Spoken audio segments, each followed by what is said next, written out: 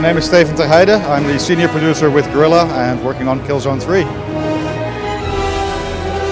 My name is Chris Haluk. I'm the lead level designer on Killzone 3, and I'm excited to be here with you guys. Hey, my name is Machern Connor, and I'm the lead multiplayer designer on Killzone 3. I'm Tommy de Roos. I was senior programmer on Killzone 3, and I was mainly involved in implementing the move controls for Killzone 3.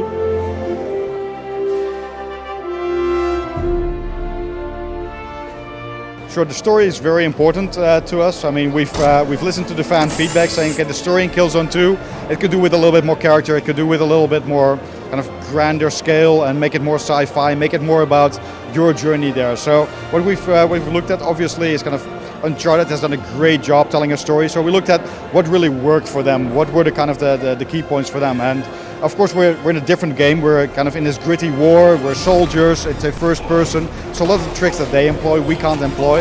But still a little bit more light-hearted note in some of the areas, a little bit different way of telling the story, keeping it fluent, going from one scene to the next scene. Those kind of things we took away from Uncharted and said, okay, how can we apply that to Killzone? So the story for Killzone 3 picks up right where Killzone 2 left off. So if you haven't finished Killzone 2 by now, that's a big spoiler, because Visory lies dead at your feet, you're at the palace, you can see your fleet, and it's being decimated as the Helghast fleet comes in and they take out all of your troops.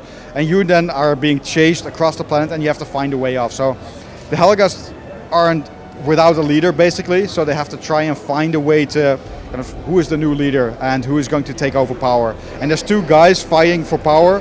There's one is Admiral Orlok. He's in charge of the army basically, the Helghast forces.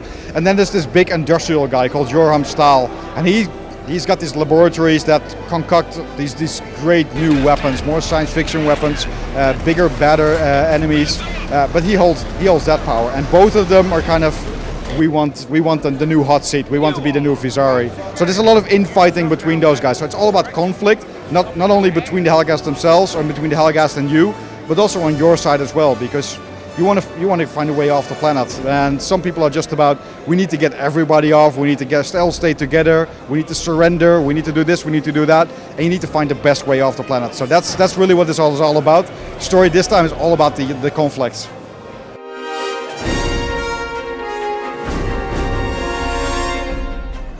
The snow, for instance, I think we've seen a lot, and we wanted to take that to a new level where the player can experience icebergs that are bobbing. We can see the incredible environments that our art team has put together, as well as really create a hostile environment that's new to the Killzone franchise. So that's something that we really wanted to showcase. As for the jungles, again, it's threatening, it's ominous, it's something like you've never seen before. And again, we're trying to change the pace a little bit for the player. So that's something that I think that you'll really notice.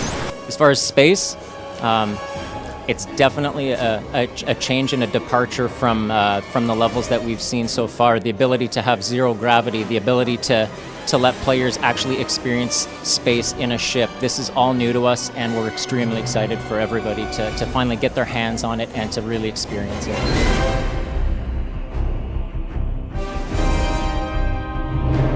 Well, first thing they notice is the scale. Everything in Killzone 3 is much bigger. We've opened up the environments, they're much bigger this time around. We've kind of upped the ante in all areas, so there's more destruction, there's more weapons, bigger weapons for you to play with. There's a bigger variety of enemies, a bigger variety of basically everything. So you notice that from level to level, we keep changing things on you. You're being chased across the planet and even into space. So it's a really, really wild ride that we're taking you on this time.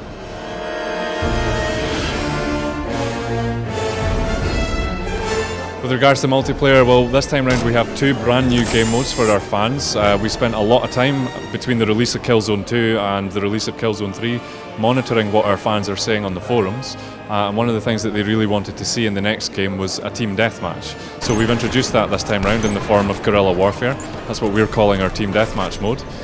In addition to the team deathmatch, we have operations, is what we're calling it. Operations allows us to add a lot more narrative and story to the multiplayer side of the game, a lot more depth too, so some real high production values with these really nice mocapped sequences that you'll see kind of play out during these missions, and ultimately you, the player, get to star in these missions with our spotlight feature. So when everybody's watching this little cutscene kicking off mid-mission, if you were the guy that performed best, it's you they see, your character, your name, everything.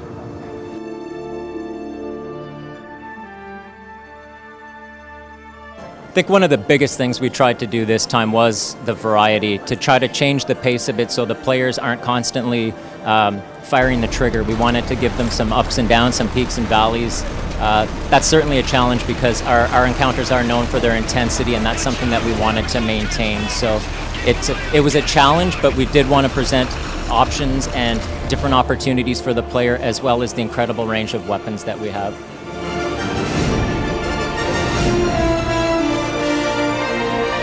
Well, at the minute we have 8 maps that are going to come out with the game as it ships, but if you pre-order it, you get another 2 for free. And these maps are all quite different. Some of them have weather effects. So there's one of the maps at the minute on the frozen shores where you see a lot of blizzard-like weather effects coming in through the level, and what that does is it thickens periodically, meaning that your visibility is really low. So unless you've got spot and mark as a tactician, then you can't really make out who's through there. Or if you're a marksman, you can use your 2x zoom to kind of look through it all and see who's there. But yeah, it does completely change the pace of the game when the storm thickens, and that's something that it's quite dynamic, quite exciting, and we're quite pleased with the way it's turned out.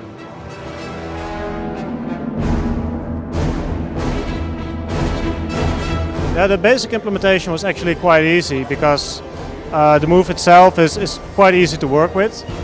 And so really early on we had a working prototype on how we wanted to do this. But then we tried to let people play it, and it turned out to be pretty difficult to get it under control. So we spent a lot of time polishing all the controls, making sure that the controls actually translated what the player wanted, and getting it smooth. Also, there's a lot of extra functionality. It's not just running and shooting in Killzone 3. So mapping all those controls on the move, that turned out to be a lot more work than we initially thought.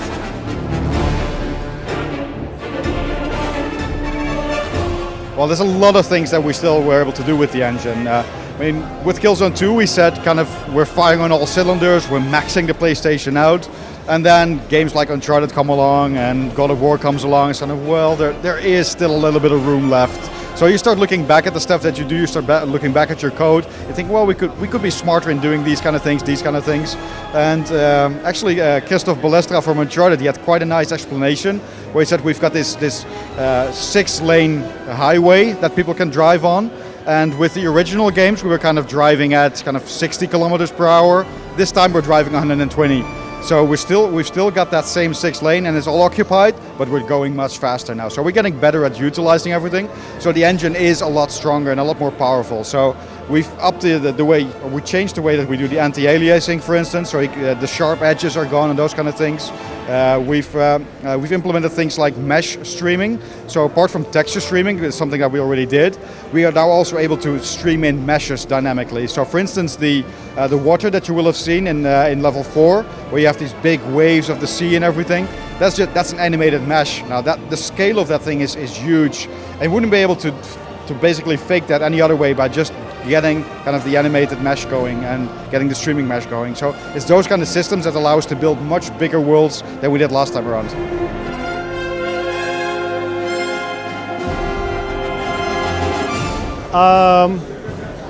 This is Sharpshooter. It's a gun controller that we co-developed with Sony. We work together with the SOCOM team and the peripheral design team on this. It's actually based on one of our in-game weapons. It's the STA-14 from the top of my head. What's cool about this is that, well, first of all, it's the fact that you can finally hold a gun into your hand and play a shooter, which is pretty cool. We added some extra functionality in here. We like this reload button. You can now pretend you're entering a new clip. And what also new is that these functions, they are actually active functions, active buttons. So, and also this, just instead of what the usual plastic gun casings do, trigger the same stuff here and it feels really heavy. This is actually a really smooth trigger. Same for this one. And we have the shotgun reload. Shotgun reload is pretty cool. Shotgun reload, I must admit, it will be available on the DLC. It's in the 0-day patch, I mean. So, yeah. It came in a bit late, so some of the stuff there's, but it will be in. It's pretty cool.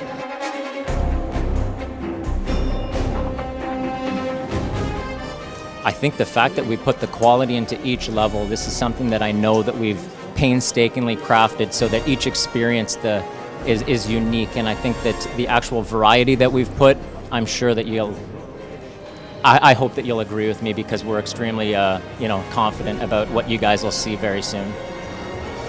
Most proud of one thing. I'm so going to disappoint anybody. I mean, there's so many guys on the team who work this, and whatever I pick, somebody's going to be disappointed. I like the sheer variety. The amount of stuff that we get in there is crazy. So that's something I'm really proud of that we're able to do, and in 2 years' time, which is an amazing achievement. Big compliments to the entire team. The one thing I'd have to pick is the jetpack. I just love the jetpack. I love the freedom it gives me, the ability to hop around and kill people. That's fantastic.